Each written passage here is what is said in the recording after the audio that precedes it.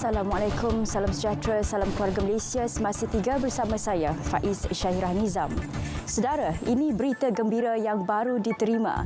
Malaysia akhirnya mempunyai juara dunia badminton selepas bergu lelaki negara Aaron Shah dan Soh Woo Yik mengalahkan pasangan Indonesia Muhammad Ahsan Hendra Setiawan 21-19, 21-14 pada aksi final sebentar tadi.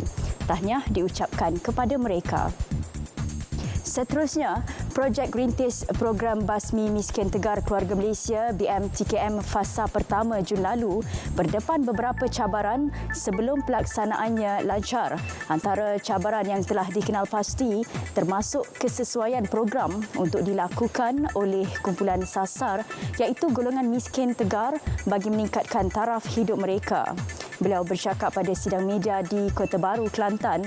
Menteri di Jabatan Perdana Menteri Ekonomi, Datuk Seri Mustafa Mohamed berkata, cabaran lain yang dihadapi adalah melibatkan status Ketua Isi Rumah KIR Miskin Tegar yang dinamik, pemilihan aktiviti ekonomi yang kurang sesuai, model pelaksanaan projek yang kurang mampan serta penyertaan rakan strategik yang masih rendah.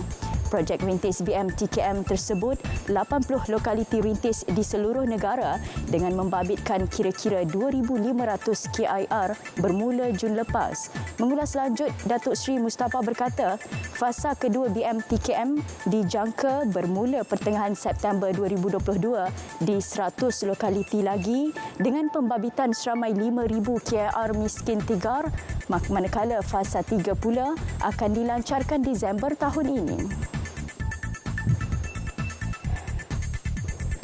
Program Jualan Murah Keluarga Malaysia JMKM ternyata membantu keluarga Malaysia khususnya golongan B40 mendepani isu kos sara hidup.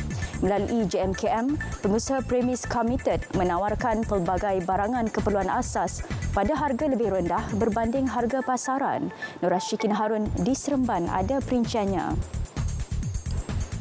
Baik, terima kasih. Program Jualan Keluarga Malaysia telah dijenama semula kepada Program Jualan Murah Keluarga Malaysia JMKM dan diperluas ke 600 kawasan Dewan Undangan Negeri di seluruh negara dan 13 kawasan parlimen di wilayah persekutuan dengan menawarkan pengurangan harga barangan keperluan sehingga 20% pengurangan berbanding dengan harga di pasaran. Jadi di Negeri Sembilan antara premis yang terlibat ialah kedai Pasar Borong Wajah yang turut serta dalam program JMKM dan untuk itu bersama-sama saya ialah pengurus kedai Borong Wajah Encik Alif Muhammad Sakri. Baik Encik Alif, setelah 2 hari program JMKM berlangsung, bagaimana dengan sambutan yang diterima daripada pembeli? Alhamdulillah, selama 2 hari berlangsung bermula daripada semalam sehingga hari ini.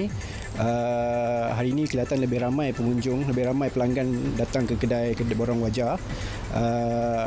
Sampai tengah hari kebanyakannya barang yang hot item seperti beras, telur dan ayam kebanyakannya sudah habis, sold out.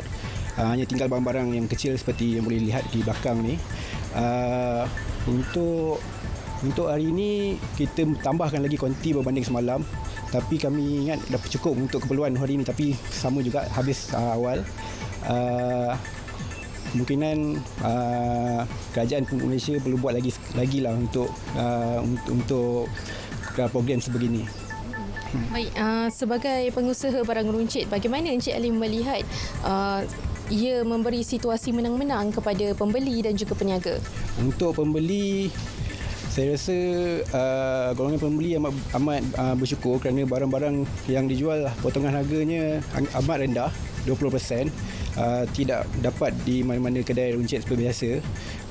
Untuk peruncit seperti saya, alhamdulillah lah keuntungan walaupun tidak sebesar mana, tapi alhamdulillah dapat membantu golongan-golongan B40 atas bantuan juga daripada pihak kerajaan Malaysia. So saya bersyukur kepada pihak kerajaan. Terima kasih.